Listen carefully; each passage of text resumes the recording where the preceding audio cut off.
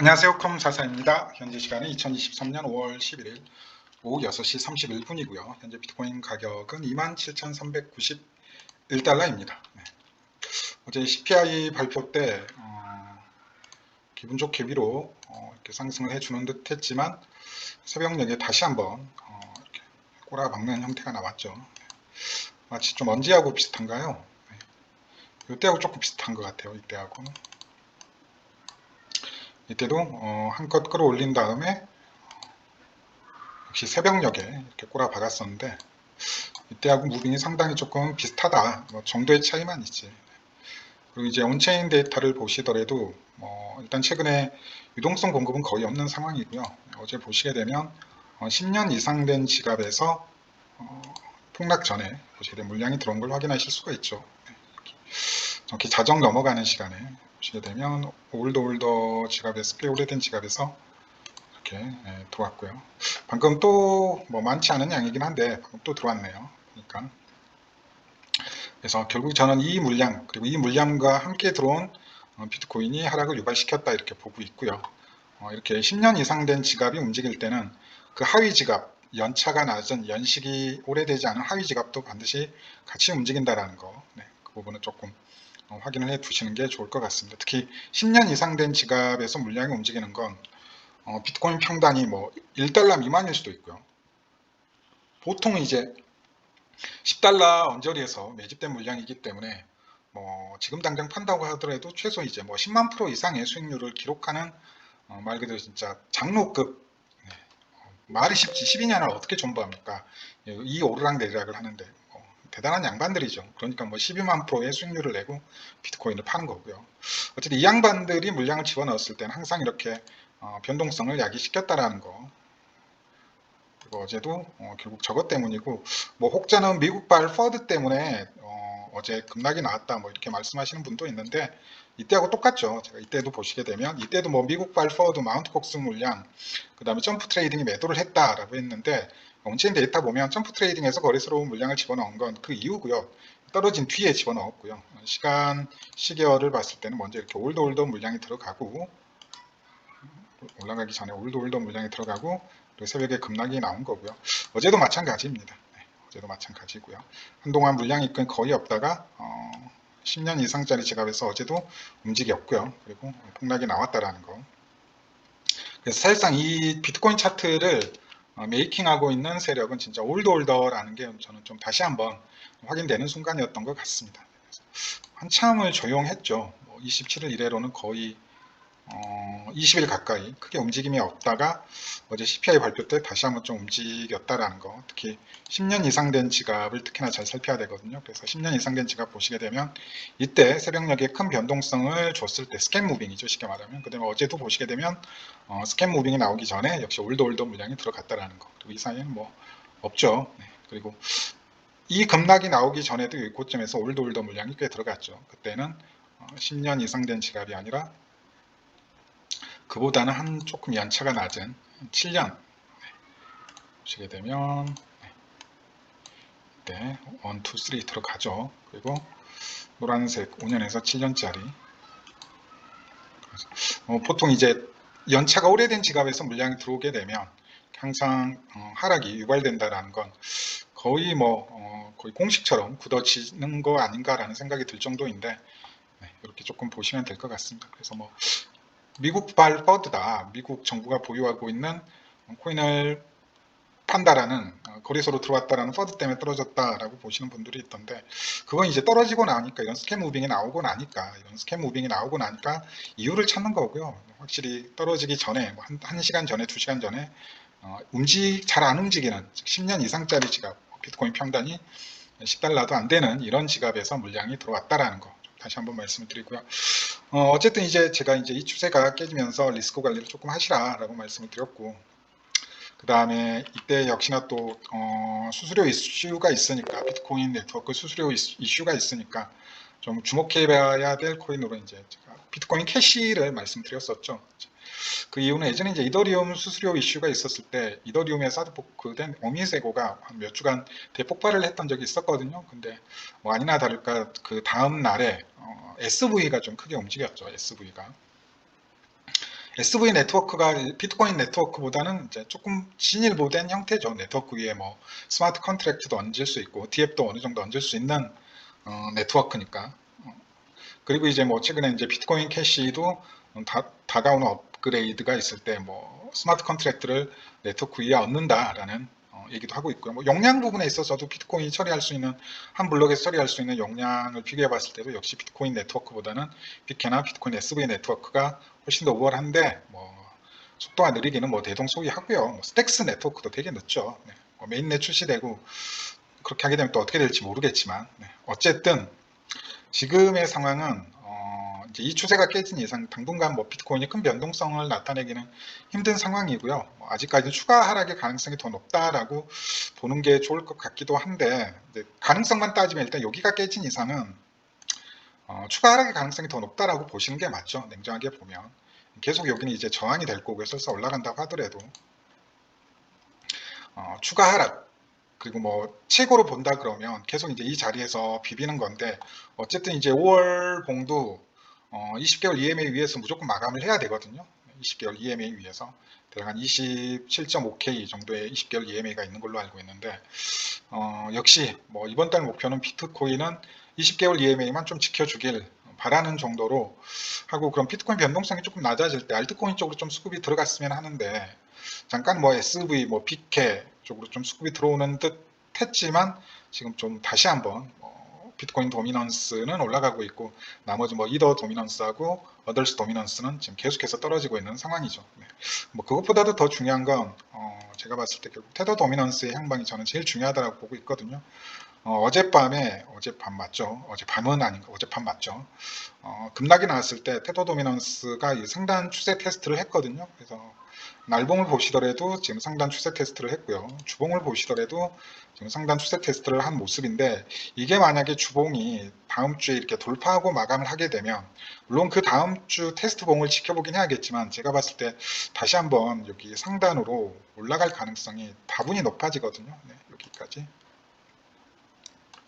여기 부분까지 만약에 테더 도미넌스가 올라가게 되면 제가 봤을 때 비트코인은 제가 뭐 예전부터 중요하다고 말씀드렸던 마지노선인 24에서 25K까지 꼬라박을 것 같고 대부분의 알트들은 제가 봤을 때 작년 12월에 찍었던 저점을 다시 한번 찍을 것 같습니다. 뭐 알트 지금 투자하시는 분들 입장에서는 거의 뭐 절망적인 얘기라고도 볼 수가 있겠는데 뭐 그 정도가 될 것 같아요. 그리고 거기가 제가 봤을 때는 알트코인 최저점이 되지 않을까 싶어요. 뭐 2년 내에는 오지 않을 최저점이 되지 않을까 싶습니다. 도미넌스 상황도 그렇고 거기까지 가게 되면 제가 목표로 하고 있는 어덜스 도미넌스의 저점을 찍을 것 같거든요. 네. 그래서 아마도 그 상황에 오게 되면 비트 이더보다도 저는 알트코인, 뭐 잡코인까지 포함해서 왕창 담을 생각입니다. 네. 다시 한번 테더 도미넌스가 여기까지 오게 되고 비트코인이 24에서 25K 라인, 그 넥라인 20주 EMA를 지켜주면서 어덜스 도미넌스가 지금 제가 생각하고 있는 저점 한 아래로 0.9% 정도만 더 빠지면 되거든요. 지금 상황에서 한 0.9% 대략 저점을 7.5에서 8%대로 보고 있는데 거기까지 오게 되면 저는 알트코인 최저점은 나오지 않았나라는 생각을 하고는 있습니다. 그래서 이게 과연 돌파되면서 테스트에 성공할 건지의 여부까지도 조금 지켜보면 좋을 것 같은데 저는 이게 아무리 봐도 이거 ABC인 것 같거든요. ABC인 것 같아요. 모양이 이게 아무리 봐도 ABC인데 618까지 나왔고요. 그러면 이거 패턴의 목표값이 618이거든요. 그러면 여기까지 이제 딱 떨어지는 게 맞는데 여기 5.45%인데 이 5.45%의 매물대가 딱 겹쳐져 있을 거예요 아마. 여기 이제 상단 매물대죠 5.45%가. 이게 앞만 봐도 저는 ABC로 떨어질 것 같은데 안 떨어지고 지금 버티고 있단 말이죠. 그래서 다음 주까지 어쨌든 조금 지켜봐야 될 것 같긴 한데 제가 봤을 때 이거 ABC로 떨어질 것 같거든요.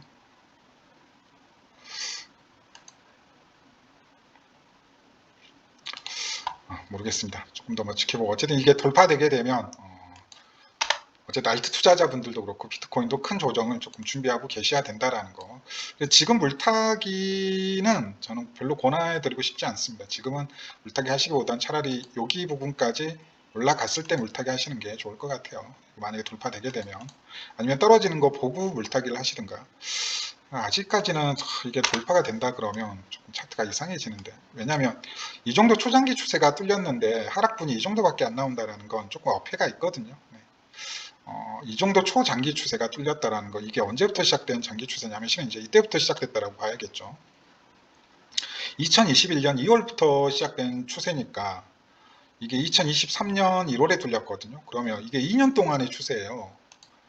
2년 동안 이어진 이 초장기 추세가 뚫렸는데 계속 이어지다가 이게 고작 요 정도 하락만 남기고 다시 올라간다라는 건 조금, 그래도 차트를 보는 입장에서는 이제 여기까지 이어진 추세인데 우리가 2년을 이어진 추세가 뚫리고 고작 이 정도 하락만 나오면서 멈춘다라는 건 저는 조금 상상하기 힘들고요. 저는 최대 여기 추세, 요 평행 채널 추세 하단까지 떨어져야 된다라고 보고 있거든요. 그리고 정말 불장이 나왔을 때는 이 추세가 깨지게 되면 그 밑에 하단까지 뚫어지면서 여기가 뚫리게 되면 여기, 예전에도 말씀드렸죠 한번, 여기가 이제 뚫리게 되면 어느 순간이든 여기 하단까지 떨어지면서 저점이 이제 어떻게 되나요? 지난 2021년 토탈 차트의 고점 저점인 1.91% 또는 2021년 11월에 작성했던 토탈 차트 고점인 2.45% 여기까지 떨어져야 된다라고 보고 있거든요. 이제 여기가 다음 불장의 최종 목표 값인데 토탈 테더 도미넌스에, 그러면 여기서부터 여기까지의 상승분이니까 직전 상승분보다 훨씬 더 큰 상승장이 온다라고 보는 게 맞죠. 네. 이 상승장보다도 훨씬 더 큰 상승장이 온다라고 보는 게 분명히 맞습니다. 네. 여기에서 이만큼 떨어지는 거니까요. 여기에서 결국 이게 이제 기술적 분석으로는 조금 맞는 형태가 될 것 같은데, 여러 가지를 생각해 봤을 때 어쨌든 제 생각대로 안 되고 다시 한번 올라가게 되면 여기에서 다시 한번 또 매수를 크게 받아야겠죠. 네. 제가 생각했을 때 근데 토탈 테더 도미넌스가 여기까지 올라가더라도 비트코인이 그 넥라인 상단, 즉 박스권 상단 200주 EMA는 깨지지 않을 것 같습니다. 대신 워낙 지금 알트코인이 약해져 있다 보니까 상대적으로 테더 도미넌스 이 하락분의 대부분을 비트코인이 먹은 상황이잖아요. 다시 토해낼 때도 비트코인 도미넌스가 토해내는 게 아니라 오히려 비트코인 도미넌스는 올라갈 것 같고요. 알트코인 도미넌스, 특히 이더리움하고 어덜스 도미넌스가 도미넌스를 토해내면서 스테이블 코인 도미넌스하고 비트코인 도미넌스를 끌어올릴 것 같거든요.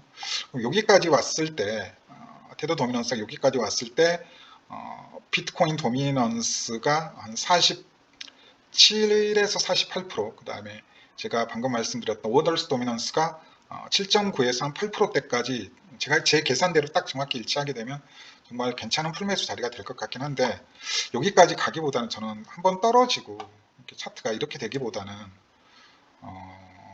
가장 베스트는 저는 이렇게 가는 게 좋을 것 같거든요. 그러니까 계속 이 추세는 못 뚫는 거죠. 그래서 조정을 주게 되더라도 이런 형태의 조정을 주면서 계속 여기는 못 뚫고 이렇게 떨어지는 형태가 나와야지 이른바 초장기 추세가 나오는 거거든요. 2년짜리 2024년 말까지 2025년 1쿼터까지 1분기까지 이렇게 떨어지는 거죠.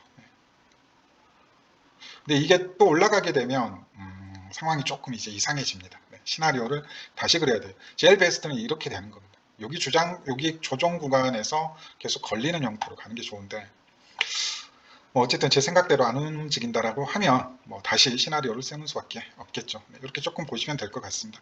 저는 이번 주에 제일 중요한 건 결국 이 스테이블 코인 도미넌스, 특히 테더 도미넌스가 어떻게 움직이느냐, 이 추세를 뚫고 나오느냐, 다음 주까지 좀 지켜봐야 돼요. 설사 뚫었다라고 하더라도 테스트에 실패하게 될 수도 있으니까 그걸 지켜보는 게 가장 중요한 것 같습니다. 어쨌든 지금은 몸을 조금 사리셔야 될 순간이 아닐까라고 생각을 하고요. 가장 베스트는 이번 주에라도 음봉을 만들면서 떨어진 뒤에, 여기까지 떨어지게 되면 제가 봤을 때 비트코인 최소 한 40K까지는 갈 수 있을 것 같거든요. 그 다음에 조정받고, 여기 조정받을 때 200주 EMA를 터치한다거나 200일 EMA를 터치한다거나 또 상승하고, 여기 조정받을 때는 계속 200주 EMA 또는 200주 EMA가 아니죠. 200일 EMA, 과거 사이클 기준 200일 EMA 또는 20주 EMA를 항상 터치했거든요. 네. 쉽게 말하면 지금 여기가 20개월 EMA라고 생각하셔도 돼요. 이 추세가 20개월 EMA라고 생각을 하셔도 됩니다. 이걸 뚫고 간다라는 건 장기 추세의 가장 마지노선이라고 할 수 있는 20개월 EMA가 하방 돌파된다는 얘기하고 똑같죠. 이 추세가 돌파된다는 얘기는 이해되셨나요? 이렇게 보시면 될 것 같습니다. 올드 형님들이 조금만 시장이 조금 안도 랠리를 펼칠 수 있게 해주셨으면 좋겠는데 올더 선조님들이 가만히 안 있으시네요. 끊임없이 흔들어대는 것 같습니다. 결국 선물하는 놈들 다 죽여야겠다라고 마음을 먹으면 언제든지 이렇게 시장에 큰 변동성을, 말도 안 되는 스캔 무빙을 일으킬 수 있는 분들이다 보니까 결국 어제는 이 스캔 무빙은 결국 이 올더 물량과 함께 들어온 다양한 하위 지갑에서 들어온 물량이 이 하락을 일으켰다. 언제하고 똑같다고요? 이때하고 똑같다라는 걸 말씀을 드리고 싶네요. 그래서 어제 제가 안 자고 저거 물량 들어오는 걸 봤으면 숏을 쳤을 것 같은데 좀 아쉽네요. 어제 이거 온체인으로 실시간으로 봤으면 분명히 숏을 쳤을 것 같은데 이거 봤으면 분명히 숏을 쳤을 것 같거든요. 이거 봤으면 이때 학습 효과가 있으니까